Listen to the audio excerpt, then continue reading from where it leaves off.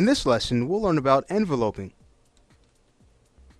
Enveloping has different names across software packages. You may have heard of the term skinning or binding. Well, that's essentially what enveloping is. And we can think of it in a way like parenting, but on the component level. And here's what I mean. Let's say we go ahead and select the mesh that we're going to work with in this lesson.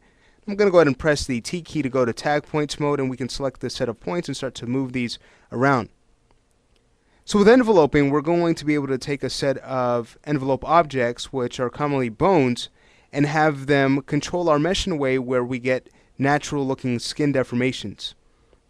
So whenever you see characters moving around, whether in a video game or in a movie, and they look like they actually have skin, underneath that skin we have bones driving their envelope or their bind.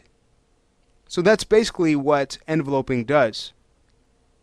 I'm going to go ahead and undo that so we can get started with setting up this envelope so we can have these bones deform and envelope our arm mesh. So to do so, we first select the mesh we'd like to envelope to. From there, notice we cannot access the envelope menu because it's in a different toolbar. Right now we're underneath the model tool set. We'll need to press the 2 key to get to the animate tool set. And there's the envelope menu underneath deform. So we'll choose envelope and choose set envelope. We'll get a warning, and this just lets us know that we're under the modeling construction mode when we should be under the animation construction mode, being that we're enveloping. So what's nice is that once we choose yes, Softimage will actually toggle on the animation construction mode for us, which is great. So all we need to do now is go through and select all of the bones we'd like to affect our mesh. That's going to be our upper arm, lower arm, and wrist bone. With those 3 selected, we can now right click, and we should notice a few things. One, the vertices that make up this mesh, they've been color coded, giving us an indication that they are now enveloped.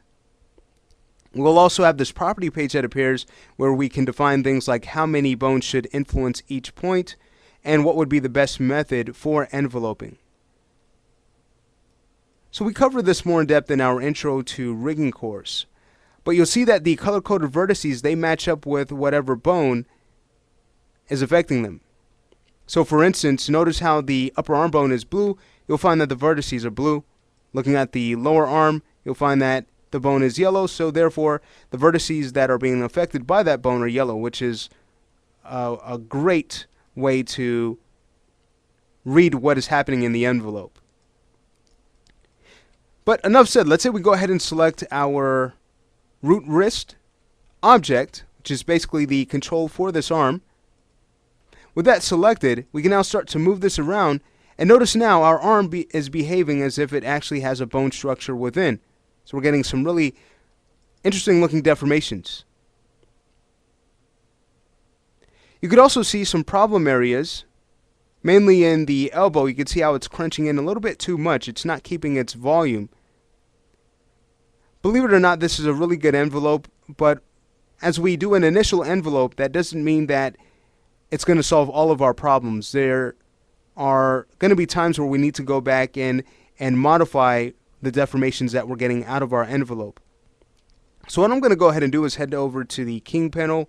That same object selected, I'm going to go ahead and zero out its channels so we can go back to the default position of this arm. And in the next lesson, what we're going to do is learn how to edit our deformations.